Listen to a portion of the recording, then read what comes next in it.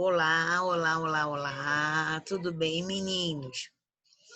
Vamos lá, nossa aula. Hoje a gente optou por fazer gravada, porque a internet, assim a escola vai mandar para vocês o link do vídeo, vocês vão conseguir acompanhar as aulas, tá? Sem estar caindo a internet de vocês, sem ter que estar entrando atrasado e nem saindo antes da hora, sem ter que interromper a aula, tá bom? Então, a gente vai...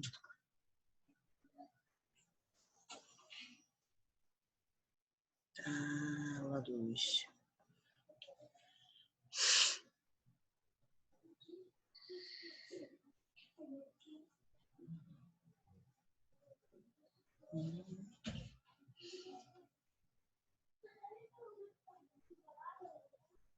Deixa eu atualizar aqui.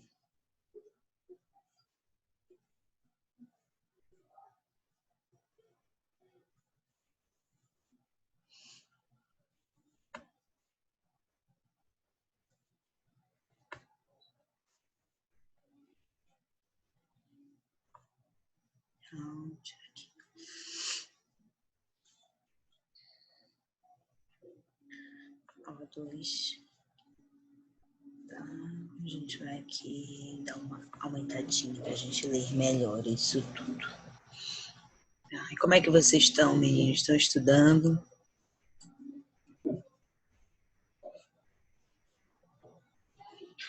Vamos lá. Então, vamos bater nos nossos termos, vamos revisar algumas coisas junto nesse slide, vamos seguir conhecimento aí, tá? Na farmacologia, nós usamos alguns termos, né? E aí a gente vai ver quais são esses termos mais usados na farmacologia. Sinérgico para gente que está trabalhando com farmacologia.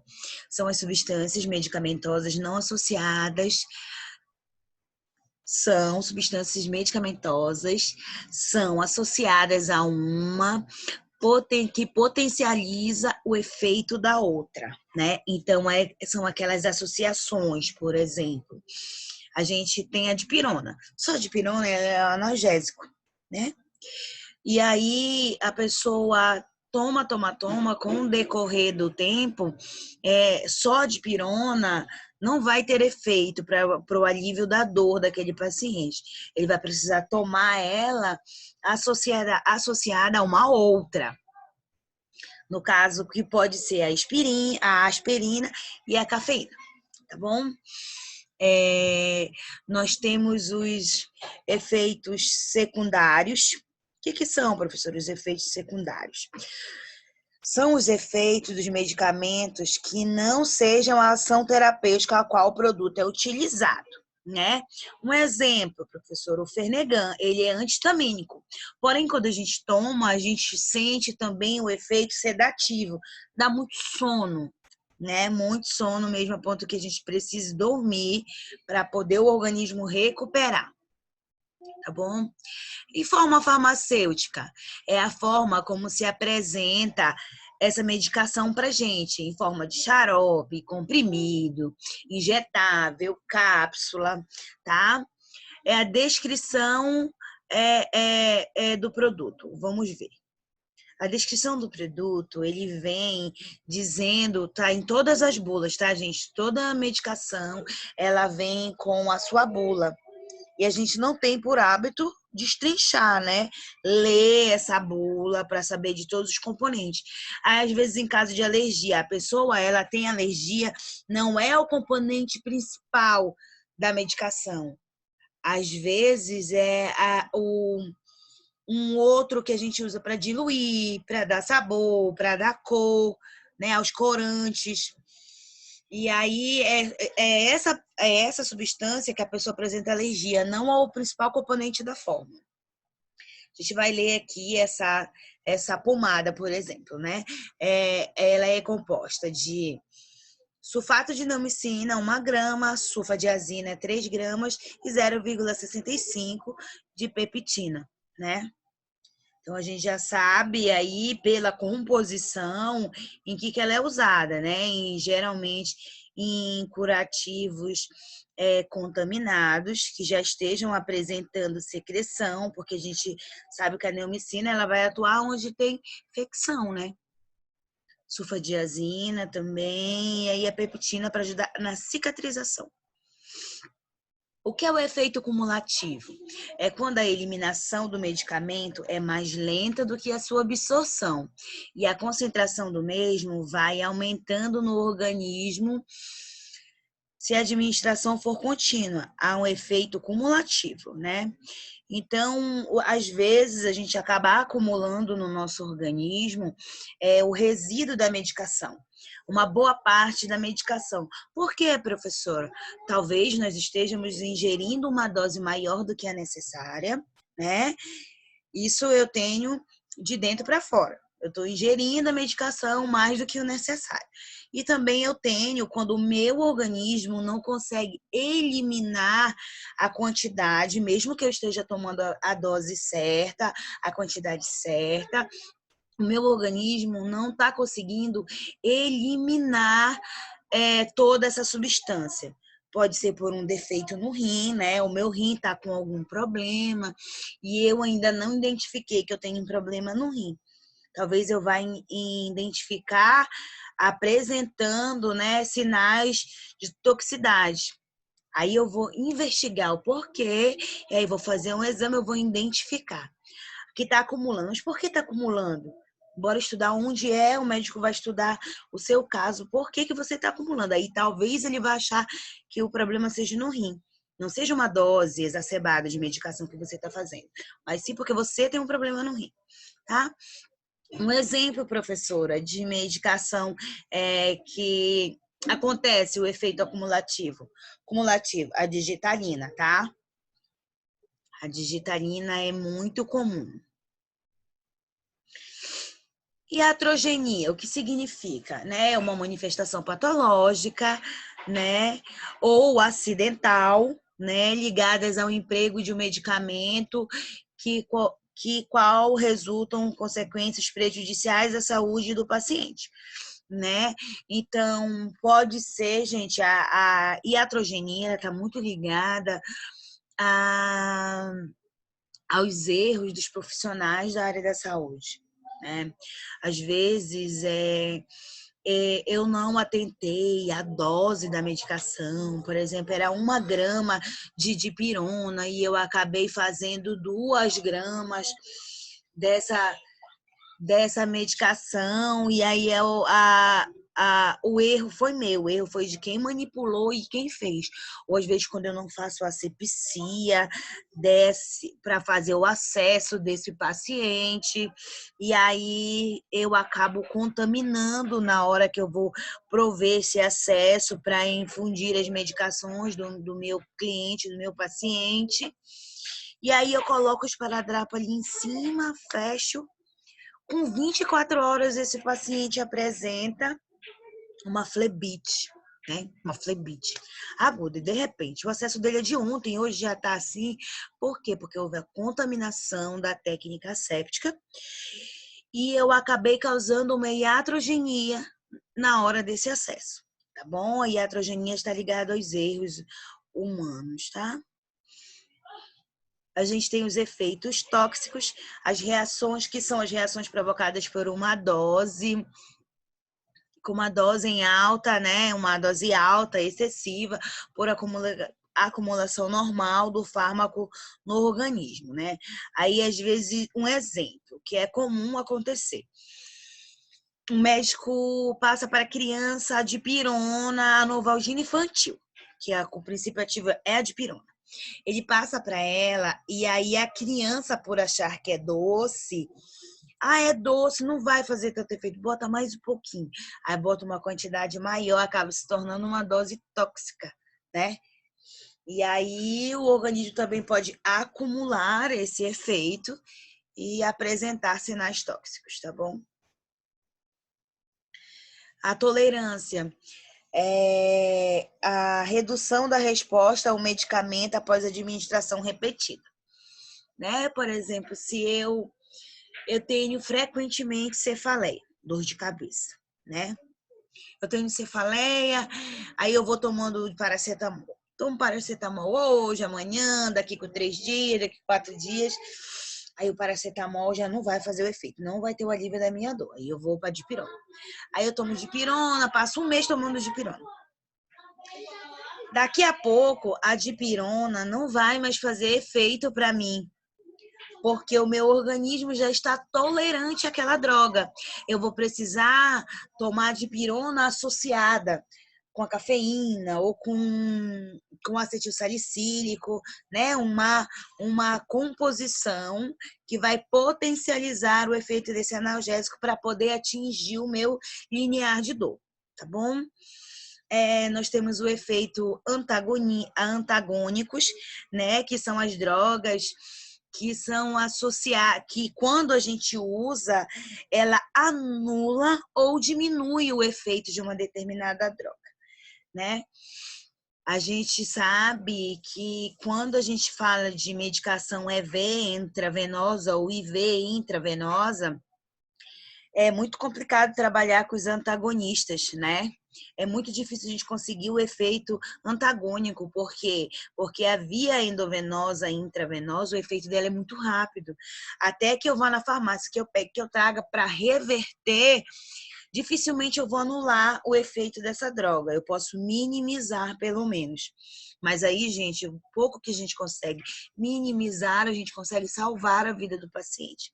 Agora, diferente de uma medicação VO, né? Via oral, a gente consegue reverter com mais facilidade, porque a absorção é mais lenta. Então, a gente consegue reverter, tá bom? A reação alérgica é a reação que está intimamente relacionada com a sensibilidade alérgica de cada indivíduo. Por exemplo, a dipirona. A dipirona, ela vai ter pessoas que vão apresentar alergia a ela, vai ter pessoas que não vai que não vai apresentar o efeito alérgico. Por quê? Porque vai variar da sensibilidade de cada organismo. O que para mim uma substância que eu seja exposta, posso apresentar alergia, para você não. Você pode não apresentar alergia, tá bom? Varia. E eu posso também, gente, passar a vida inteira sendo exposta a uma determinada medicação e não apresentar alergia. Eu com 50 anos, dependendo de como vai estar a minha imunidade, de como vai estar o meu sistema imunológico, eu posso ser exposta a essa substância que eu passei a vida inteira sendo exposta e eu apresentar uma alergia. Por quê? Porque o meu nível de imunidade vai estar diferente. Tá bom?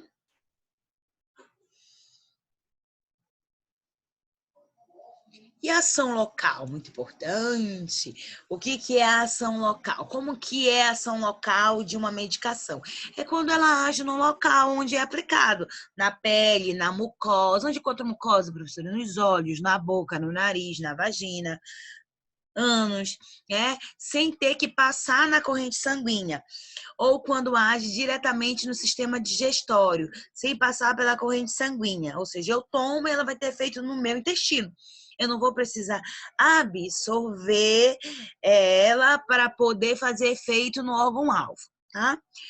Sem passar pela corrente sanguínea ou quando age diretamente no sistema digestório. Então, exemplo, professora, de medicações com ação local. Pomadas, né, que é de uso tópico. Eu passo a pomada aqui, passo a pomada no rosto. O colírio, né, que eu pingo diretamente nos olhos. Os antiácidos que eu tomo e vai fazer o efeito diretamente no meu estômago.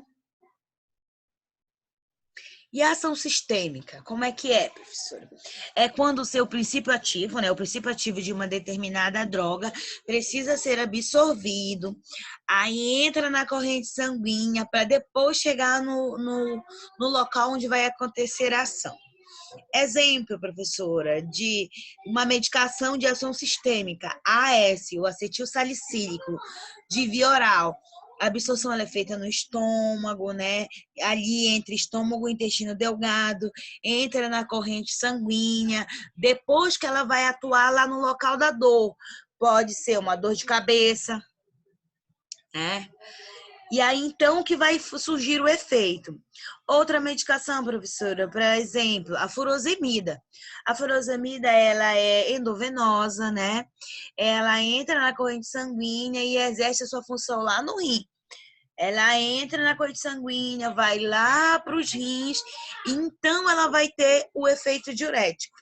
Então, ela vai ativar, né, a captação desse líquido, desse excesso de líquido, para ser jogada fora da bexiga. A gente tem a absorção, que é a passagem do fármaco do local em que foi administrado para a circulação sistêmica. Constitui no transporte da substância através das membranas biológicas, tá? Alguns fatores influenciam na absorção, tais como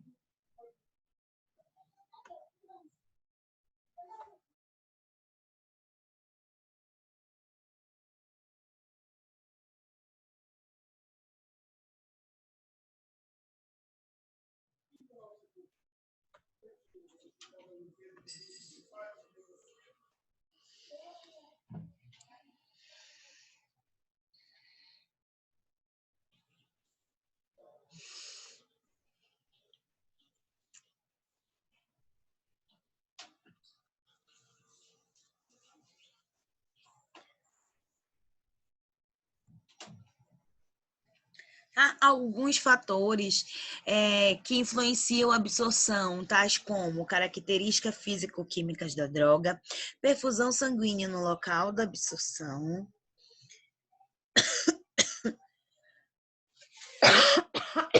função, função sanguínea no local da absorção. Ou seja, se eu tenho, né, uma boa perfusão ali onde eu administrei essa medicação, logo que eu vou ter um bom efeito. A área de absorção a qual o fármaco é exposto, ou seja, se ali eu tenho vasos sanguíneos, a via de administração de forma farmacêutica, né? Qual é a via que eu estou usando? Qual é a apresentação que eu estou usando, né? A gente sabe que umas vias o efeito é mais rápido do que os outros. A gente também tem as vias de administração de fármacos, que são a via gastrointestinal, que pode ser oral, sublingual e retal.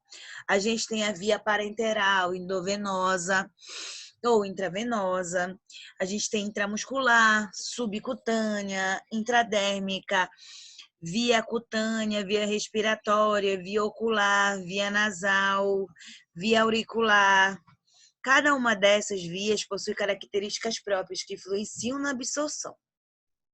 Cada uma dessas vias possui características próprias que influenciam na absorção, tá bom? Outras vias de administração, intratecal, né, que é a intrarraquidiana ou intrarraquídica. Aqui, deixa eu ver aqui. Raquidiana, o intrarraqueidiana ou raqueidiana, só vai mudar o E e o I.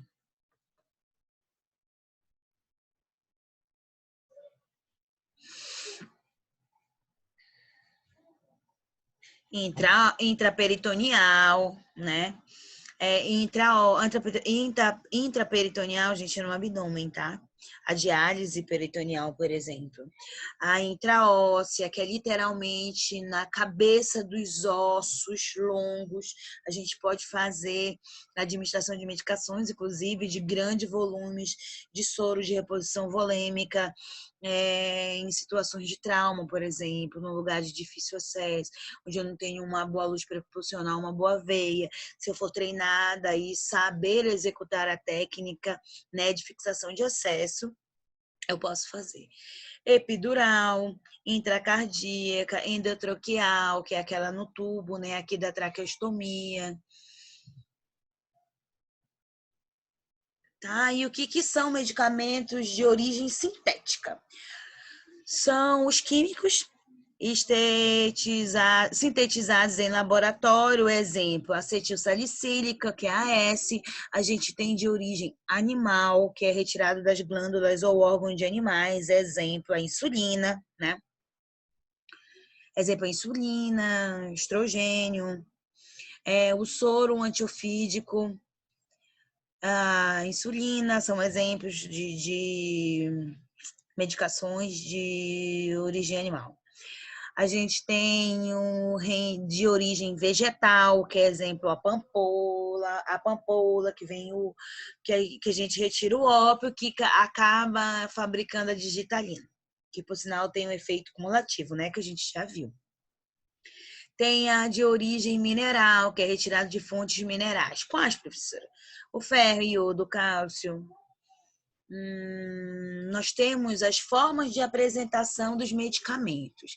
Pode ser Dragas, é o comprimido, que ele é revestido de uma solução de queratina composta de açúcar e corante, proporcionando melhor a sua liberação entérica, facilita a deglutição e evita o sabor e odor dos medicamentos. É aquela que tem uma proteçãozinha marrom e às vezes vermelha, tá? Ela fica mais lisinha, melhor para engolir. Tá? A gente tem as pílulas também, que são pequenas dragas. As pílulas são as dragas pequenas. Nós temos supositório ou óvulos vaginais, que tem forma alongada ou ovoide, que é assim, né? Os comprimidos, que é o pó, é a medicação em pó, misturado o pó, e aí ela é prensada, né? Ficando ali redondinha. Podem fazer uma marca, que é aquele suco que tem no meio, né, que da pilinha, como sucos que facilita a sua divisão em parte. Mas a gente já sabe que se eu tenho, o médico passa uma prescrição de 100 miligramas e eu só tenho um exemplo, captopril, o médico passa captopril de 50 miligramas. 50 miligramas de captopril. Eu só tenho o comprimido de 100 miligramas. Professor, então eu posso cortar lá na marca do suquinho, lá na parte que divide a medicação? Não, você não corta, você vai diluir o comprimido todo, vai aspirar 5 ml. Dos 5 ml a gente tem 100 ml, a gente tem 100 miligramas, então a gente vai aspirar 2 ml e meio, que vai equivaler a 50 miligramas do captopril. Então, o correto não é partir o comprimido e dar ao paciente. O correto é diluir o comprimido numa porção de uma seringa e então aspirar a quantidade desejada. Essa é a maneira correta, tá? As cápsulas são de amido coloridos, gelatinosos, com medicamento interno de forma sólida, semissólida ou líquida, sendo usado para facilitar a deglutição e liberação do medicamento na cavidade gástrica, tá? E os pós é uma mistura de fármacos ou substâncias químicas finamente divididas e na forma seca. Alguns pós são destinados a uso interno e outros a uso externo. A gente vai encontrar muitas medicações em forma de pó, que elas prensadas se tornam os comprimidos. Elas prensadas em menores tamanhos se formam as dragas. E ela dentro da cápsula envolvida, a gente também vai encontrar, tá? Da cápsula gelatinosa, tá? A gente tem a apresentação das medicações no estado gasoso, que são medicamentos administrados por inalação. Exemplo, oxigênio, administrado por tendas, né? Eu uso a tenda nas crianças, aquela que fica no rosto todo da criança. Eu posso usar somente a máscara e eu posso usar o catéter, que tem aquele meu catéter tipo óculos, que eu coloco no nariz e passo por trás da orelha, né? O que vai me dizer se eu vou usar, qual eu vou usar, é o que o paciente está apresentando, qual é o grau de dispneia que esse paciente apresenta. O protóxido de azoto, que é um gás anestésico altamente inflamável, tá? Isso a gente usa a nível de centro cirúrgico, que é o carbogênio misturado com CO2 e oxigênio, tá bom? Deixa eu ver aqui. A gente tem em forma efervescente, que são alguns pós e comprimidos, são fornecidos em formas efervescentes que não são diluídos antes da administração, que são diluídos antes da administração. Exemplo é a Sonridor. A Sonridor, ela vem prensada em comprimido grande, porém efervescente. Você tem que botar na água e diluir. Quanto mais a água está em temperatura ambiente, mais ela dilui rápido, tá bom? Com o objetivo de aumentar o efeito terapêutico e ou melhorar o sabor, né? Que geralmente ela vem com um sabor. A Sonrisal, por exemplo, também, tá? A vitamina C efervescente, né? Uns vêm com sabor de laranja, né? Tangerina. Nós temos o supositório, que são preparações farmacêuticas sólidas, duras, à base de substância fundível, né, pelo calor de 37 graus, que é a temperatura natural do corpo, destinada a ser introduzido no reto, geralmente amolecendo ou diluindo o fármaco. O excipiente, que é o material que é diluído essa medicação, é a manteiga de cacau, que ela é lipossolúvel, junto com a glicerina e gelatina, que elas são hidrossolúveis, né? É de uso de ação tópica, a gente pode usar de forma anti-hemorroidal, né? Anti-hemorroida, anti-inflamatório, uma inflamação do reto, por exemplo, ou de nível de intestino baixo. O ato reflexo também serve, a gente pode usar como ele tem efeito laxante, né? Porque qual é o reflexo que o reto tem? O reto foi feito para sair fezes, né? Sair cocô. Se você introduz alguma coisa nele, o organismo seu, ele tem o ato reflexo, que é de evacuação, que é tirar aquilo que não é dali para fora, tá? E acaba eliminando as fezes. Ele lubrifica e acaba provocando a evacuação, né? É de ação geral, facilmente absorvida, né? É facilmente absorvida e eliminada, né? A gente usa também não só como anti-hemorroidal, como anti-inflamatório e como laxante. A gente também tem o supositório antitussígeno, né? Que geralmente se usa em criança para eliminar ali também catarro, secreção do pulmão e antitérmicos também, tá? Para diminuir a febre. A gente tem os óvulos.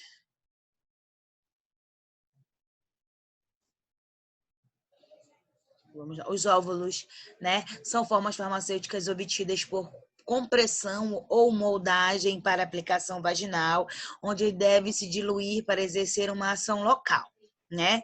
Eu vou aplicar e ele vai agir no local, tá? O excipiente é, em geral, a glicerina, igual o do supositório, tá, gente?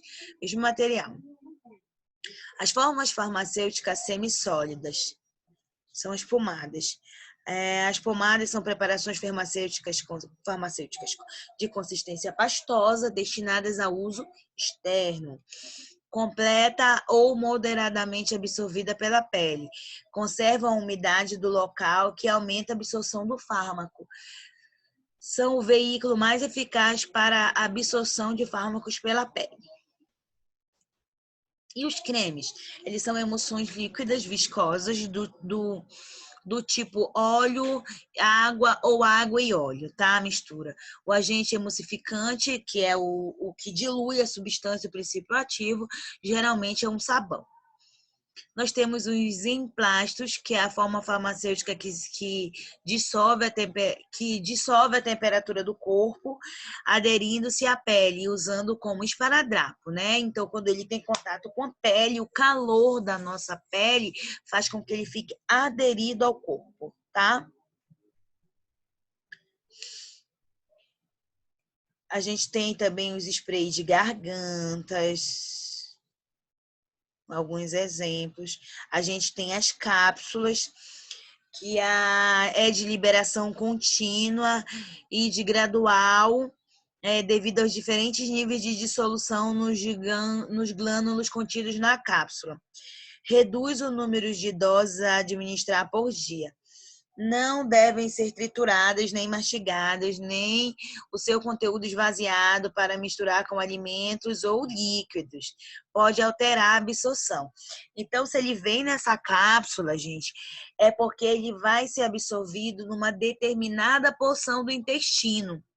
Esse pozinho que está aí dentro, se a gente expor diretamente a nossa garganta, a mucosa oral, ele vai machucar, ele vai ferir. Por quê? Porque ele é preparado para essa cápsula se diluir dentro do nosso intestino. Então, eu não posso mastigar ela e nem abrir ela.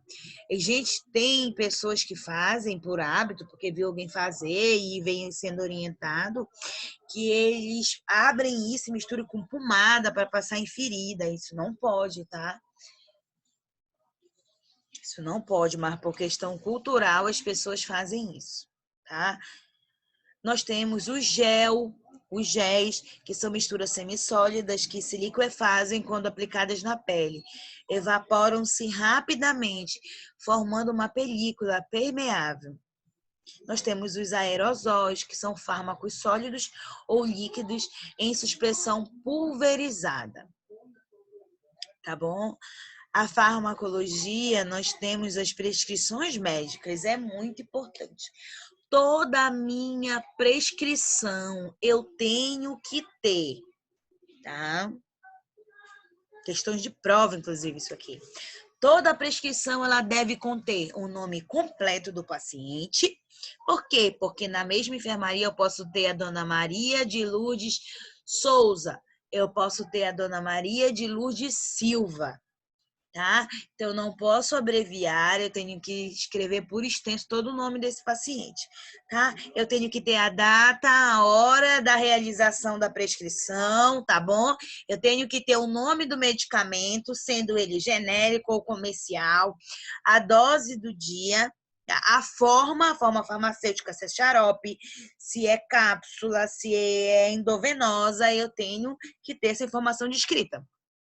Qual a via que eu vou fazer, se é IM, se é V, se é VO, se é sublingual, tá bom? Eu tenho que ter descrito lá. E a assinatura de quem prescreveu, do profissional que está fazendo essa prescrição, tá bom? Nós temos a resolução do COFEN de 2025, de 28 de fevereiro de 2000, que dispõe sobre o cumprimento da prescrição medicamentosa, terapêutica à distância.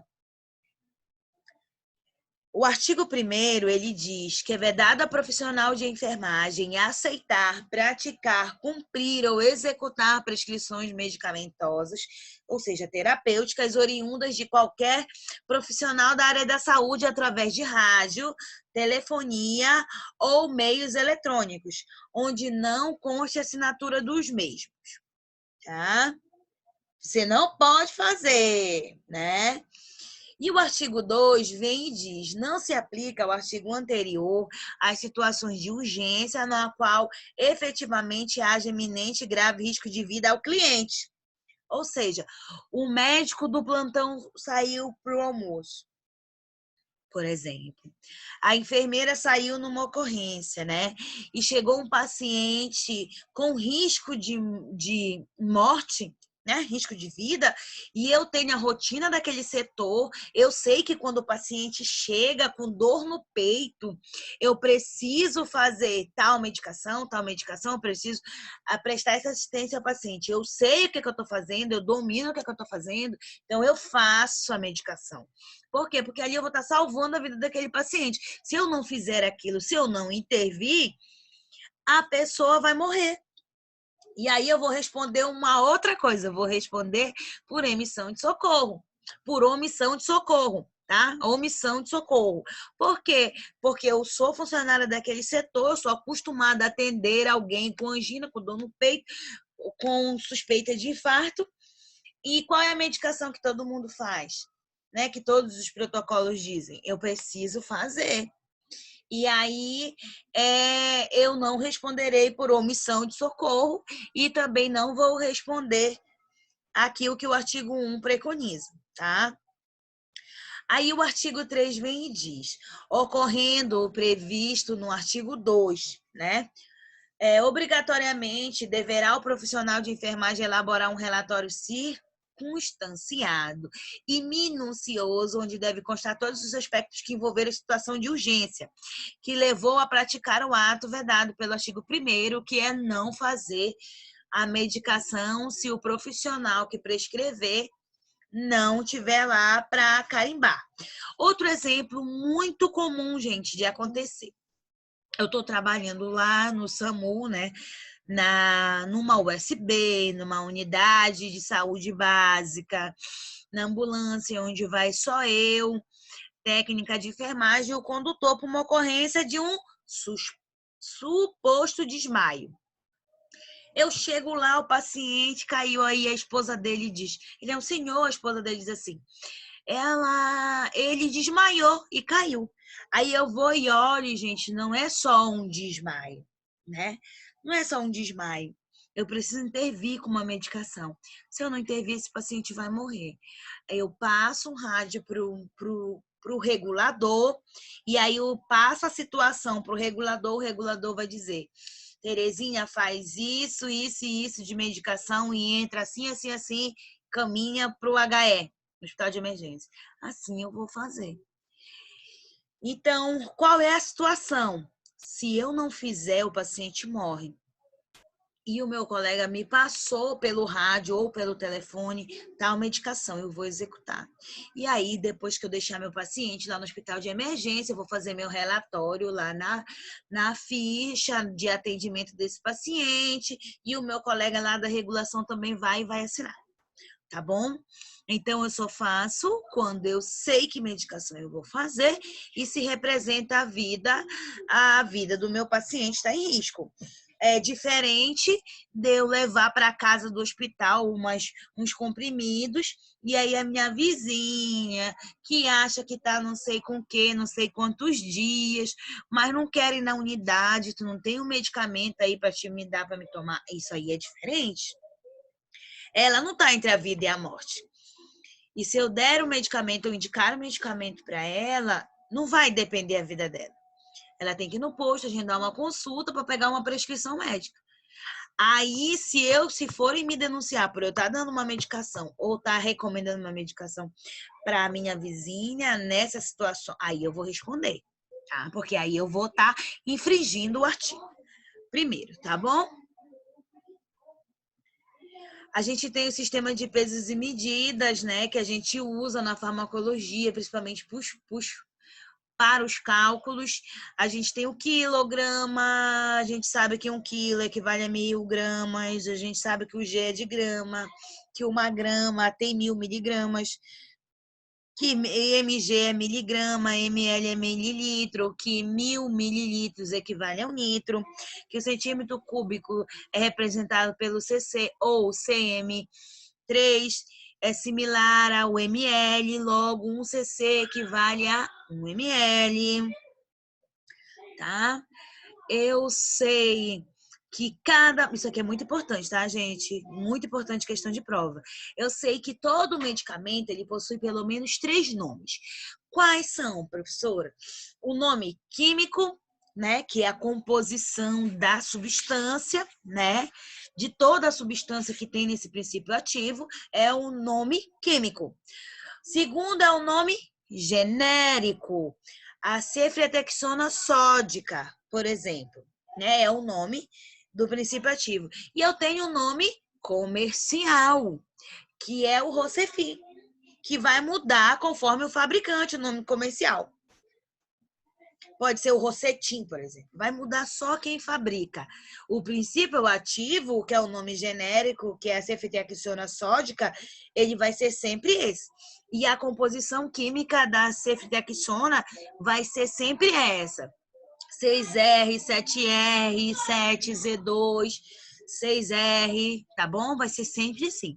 Então, toda medicação tem o seu nome químico, o seu nome genérico e o seu nome comercial. Isso é muito importante. Tá bom? E assistência de enfermagem, professora, aplicada à farmacologia, né?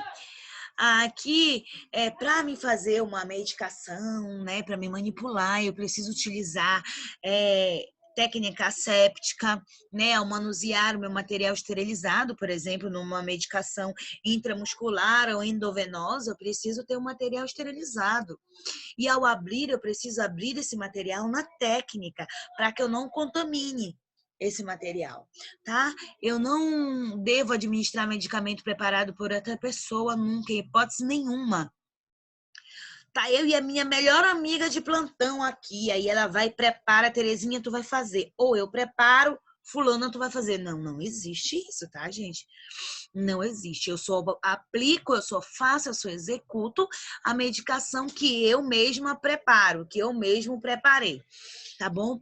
Eu preciso manter sobre refrigeração medicamentos como insulina, vacina, soro antiofídico, a vacina antitetânica, antirrábica, os supositórios, porque senão eles diluem, né? As vacinas e os soros, senão eles viram água, porque não estão na temperatura adequada. E a nutrição parenteral, que é aquela nutrição que eu faço na veia do meu paciente. Eu preciso proteger os medicamentos que alteram na presença da luz ou no calor. Tá? O metronidazol, por exemplo, ele é ele é sensível à luz, tá? Então eu não posso ele tirar aquela proteçãozinha que ele vem no saco preto, senão eu exponho ele à luz e aí ele perde o princípio ativo, né? E a gente acaba fazendo água na veia do paciente. Manter o controle rigoroso sobre o medicamento disponível, né? Principalmente os narcóticos, são guardados em uma gaveta com chave e essa chave fica com o enfermeiro do plantão. Tá bom? Se você precisar de uma medicação para lá, você tem que pedir permissão do enfermeiro. O enfermeiro tá aqui a receita, eu preciso fazer tal medicação. O enfermeiro vai, ou ele lhe dá a chave, você tira, ou ele vai lá e tira a medicação e lhe dá. Tá? Identificar a pessoa internada, certificando do seu nome, seu sobrenome, tá? Enfermaria. Manter-se junto ao paciente até que ele tome o medicamento, ele tem que tomar. Tem paciente idoso que não toma, bota só embaixo da língua, quando tu sai, ele cospe, tá? Os pacientes psiquiatras também não gostam de tomar, então eles escondem embaixo da língua, eles fingem que tomam quando vira de costas, eles botam embaixo do colchão deles, quando tu vai limpar o leito deles, tu acha um monte de comprimido lá que eles não tomam. Aí, fulano, paciente do leito tal tá ficando agitado, mas ele tá tomando a medicação dele, tá ficando agitado. Ele não tá tomando, ele tá fingindo que tá tomando, você pensando que ele tá tomando, ele tá só aguardando. Tá? Orientar o paciente quanto o nome do medicamento, da ação da medicação, tá? O procedimento que vai ser feito e o autocuidado. Que às vezes esse paciente pega o receita e vai para casa e eu preciso orientar ele enquanto a receita. Olha, seu Manuel, o senhor vai tomar essa medicação de 8 em 8 horas durante uma semana. Ou vou orientar ele não sabe, os leigos não sabem, os pacientes não sabem, eles não entendem receita. Quem sabe é a gente, que é da área técnica, e que vai orientar esse paciente. Tá? Eu preciso orientar ele quanto ao perigo da automedicação. Olha, seu Manuel, o senhor não pode ficar tomando medicação por conta própria, você tem que vir na unidade para pegar uma receita. Tá? Eu preciso posicionar a pessoa adequadamente, mantendo-o confortável, principalmente quando eu vou fazer uma medicação, principalmente VO, tá, gente, que precisa da água, precisa para engolir. Se esse paciente não lubrificar a garganta dele estiver seca, o comprimido vai grudar. Aqui no esôfago, o risco de aspirar é muito grande, perigoso, tá bom? Então, eu preciso botar ele sentado ou o mais sentado possível para ele conseguir deglutir. Os idosos, eles têm muita dificuldade na deglutição, tá? Isso é um problema. Eu preciso evitar movimentos desnecessários na administração de medicamentos, o que acarreta erro de postura e desconforto físico. Se eu vou fazer uma medicação, eu tenho que manter postura. Já a pessoa fazendo medicação de 20 pacientes no meu plantão. Se eu não estiver na postura correta, no final do plantão, eu tô com a minha costa acabada de dolorida, tá? Então, atentem a isso. Identificar a seringa ou recipiente de via oral com o nome da pessoa, o quarto leito, qual é a via dessa medicação, qual é essa medicação, o nome, qual é a dosagem, diluição e o nome de quem preparou, tá, gente? Checar a prescrição após administrar um medicamento é muito importante. Por quê? Porque eu converso com os meus colegas de plantão pelo prontuário. Então, se eu vou lá na prescrição médica e eu checo a medicação, o meu colega que vem, ele vai dizer, essa medicação aqui já foi feita. Quem fez foi a Terezinha, tal hora. Tá bom? Após a administração da medicação, desprezar o material em seus devidos lugares, tá? O que é pérfuro, eu vou desprezar dentro do pérfuro, não posso jogar agulha, nem um outro pérfuro cortante no material de lixo comum, representa risco para todos que frequentam aquele ambiente, principalmente para o pessoal dos serviços gerais que vem recolher esse lixo. Tá? Isso é comum, mais do que a gente pensa acontecer acidente de pérfuro com o pessoal do apoio, tá? Dos serviços gerais. E uma vez que eles se furam, eles têm que fazer o esquema, tá? O esquema profilático contra HIV, tá, gente? Então, tem que ter muito cuidado. Após administrar a medicação, desprezar o material, ok. Circular o horário em que o paciente recusou ou por qualquer motivo o medicamento não foi administrado. Então, se eu faço essa medicação, eu tenho que ir lá e eu tenho que checar essa medicação. Eu coloco lá o meu nome, o meu carimbo, a minha assinatura e o horário. Que quem for ver vai saber que a Terezinha fez essa medicação, tal horário.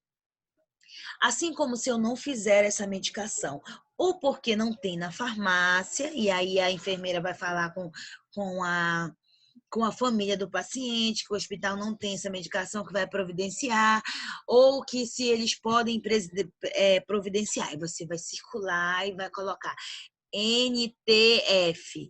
Não tem na farmácia. É isso que a gente usa no hospital, tá? Aí é outra situação, professor. Ele não quis tomar a medicação dele. Se ele não quis tomar a medicação dele, eu preparei, fui lá, levei o comprimido, o copo d'água e não quis. Não, Terezinha, eu não vou tomar essa medicação, eu não quero essa medicação, eu não vou tomar. Tá bom, seu Manuel, o senhor não vai tomar, mas essa medicação faz parte do seu tratamento, para isso, para isso, para isso. Não, Terezinha, eu não quero, não vou tomar. Aí, geralmente, eles não querem tomar porque às vezes eles sentem algum efeito colateral, tá? Do início do tratamento, eles não querem tomar. Ou então o idoso é teimoso mesmo, psiquiatra também. Aí a gente vai lá e circula aquela medicação. Exemplo, a medicação das 19 horas. Aqui, eu circulo ela. Aí eu escrevo. Às 19 horas, o paciente recusou medicação do item 2, que é, por exemplo, o item que é dessa prescrição dessa medicação. Tá bom? Aí, por quê? Se ele passa mal mais tarde, porque ele quebra, ele não vai receber a dose de manutenção dessa medicação. Então, ele pode apresentar piora no quadro dele. E aí, ele não tomou, mas por que ele não tomou?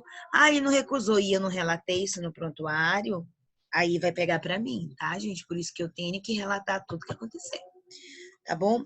Aí, de repente, ele recusou tomar às 7 horas. Quando dá 9 horas, ele começa a passar mal e eu quero a minha medicação, eu quero a minha medicação. E você vai lá, que às 21 horas, após ter recusado a medicação das 19 horas, o paciente apresentou isso e resolveu tomar a medicação. Você anota também lá, tá bom?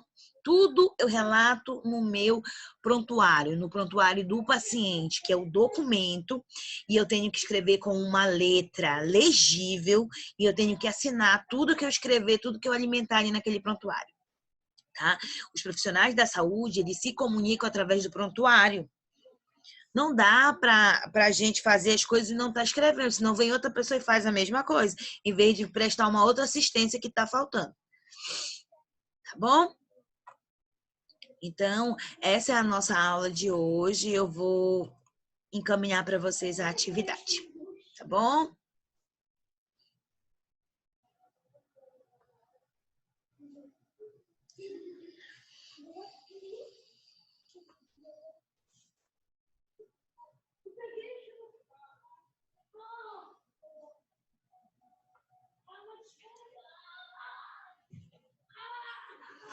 Foi você quem falou. O nosso romance acaba assim.